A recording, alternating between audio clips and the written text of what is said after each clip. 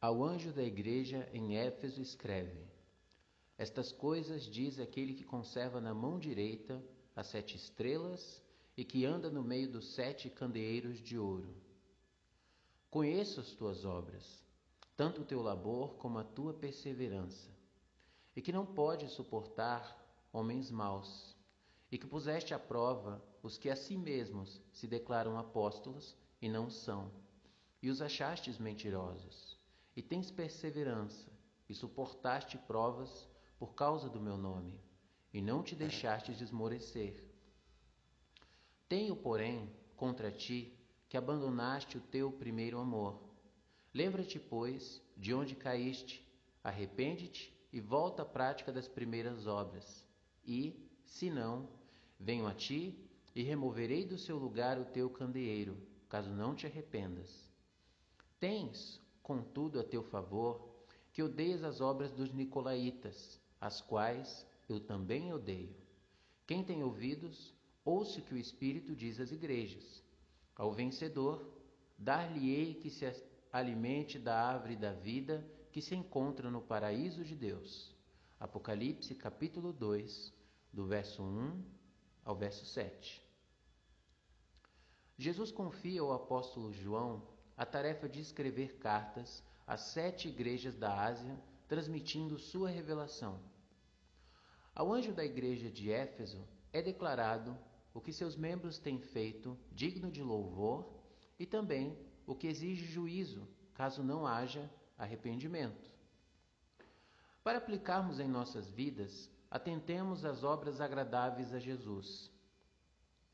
Crentes que labutam, crentes que perseveram, crentes que não podem suportar homens maus, crentes que colocam à prova os que a si mesmos se declaram apóstolos e não são.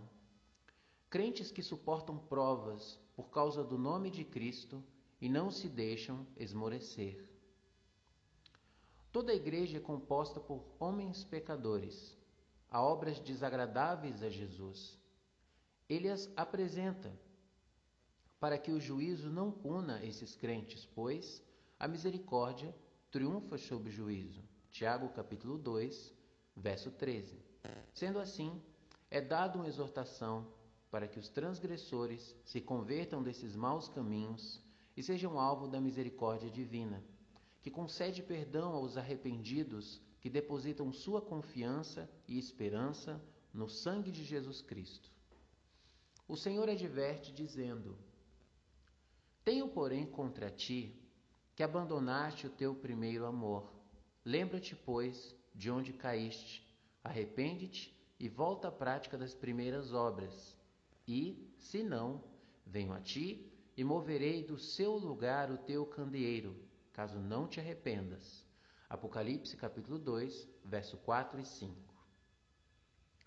O abandono do primeiro amor está diretamente ligado às obras que deixaram de ser praticadas pelos crentes dessa igreja, pois, como o mesmo João declara em sua primeira epístola, são as obras que autentificam o amor.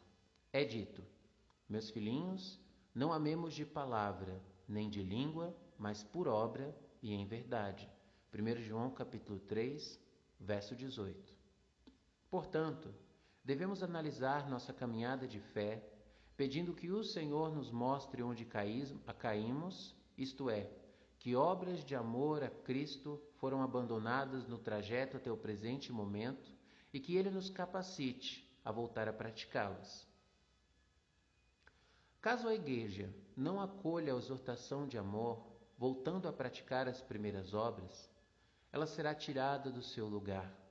Se não, venho a ti e moverei do seu lugar o teu candeeiro, caso não te arrependas. Jesus conclui a mensagem à igreja de Éfeso declarando mais um ponto a favor destes irmãos. É dito pelo Senhor: Tens, contudo, a teu favor que odeias as obras dos nicolaítas, as quais eu também odeio. Quem tem ouvidos, ouça o que o Espírito diz às igrejas. Ao vencedor, dar-lhe-ei que se alimente da árvore da vida que se encontra no paraíso de Deus. Apocalipse capítulo 2, verso 7. Ele acrescenta as coisas que a Igreja tem feito, que lhe são agradáveis, o ódio às obras dos nicolaítas. Eusébio de Cesareia registra em sua história eclesiástica um relato que nos ajudará a entender quem são os nicolaítas e as obras perversas que eles praticavam. Nas palavras de Eusébio, também nessa época, por um período muito breve, houve uma heresia dos chamados nicolaítas, dos quais também se faz menção no Apocalipse de João. Esses se orgulhavam de Nicolau como seu fundador, um daqueles diáconos que, com Estevão, fora destacado pelos apóstolos para ministrar aos pobres. Clemente de Alexandria, no terceiro livro de Estromata, relata o seguinte a respeito dele: possuindo uma bela esposa e sendo acusado de ciúmes pelos apóstolos, após a ascensão de nosso Senhor, ele a conduziu para o meio deles e permitiu que se casasse com qualquer que desejasse. Dizem que isso era perfeitamente coerente com uma frase dele: cada um deve ofender a própria carne.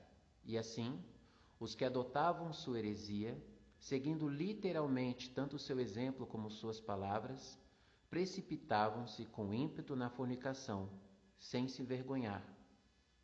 Mas me certifiquei de que Nicolau não viveu com outra mulher, senão aquela com quem era casado, que suas filhas permaneceram em estado de virgindade até a idade avançada, que seu filho também permaneceu incorrupto.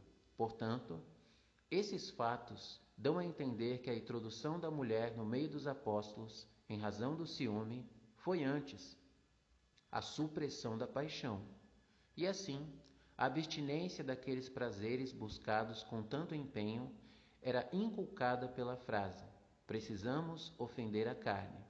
Pois não penso, de acordo com os dizeres de nosso Senhor, que ele desejasse servir dois senhores, a carne e o Senhor.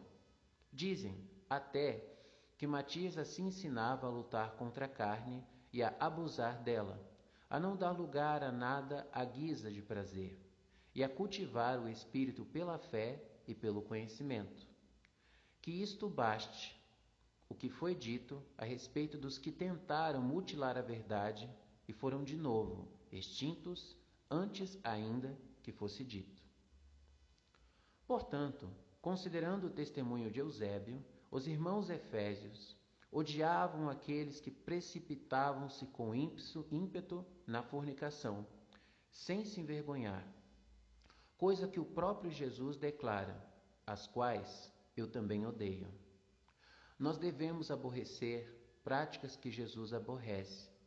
Como fiéis discípulos, em um tempo onde tantos têm buscado líderes que preguem conforme suas concupiscências, devemos defender a fé que uma vez por todas foi dada aos santos, não deixando que práticas desagradáveis ao cabeça da igreja sejam aceitas como, infelizmente, tem acontecido em tantos lugares. Aos que perseverarem em fé, há do Senhor um futuro maravilhoso. Ao que vencer, dar-lhe-ei a comer da árvore da vida que está no meio do paraíso de Deus. Apocalipse capítulo 2, verso 7. Que o Senhor nos ajude a voltarmos ao primeiro amor.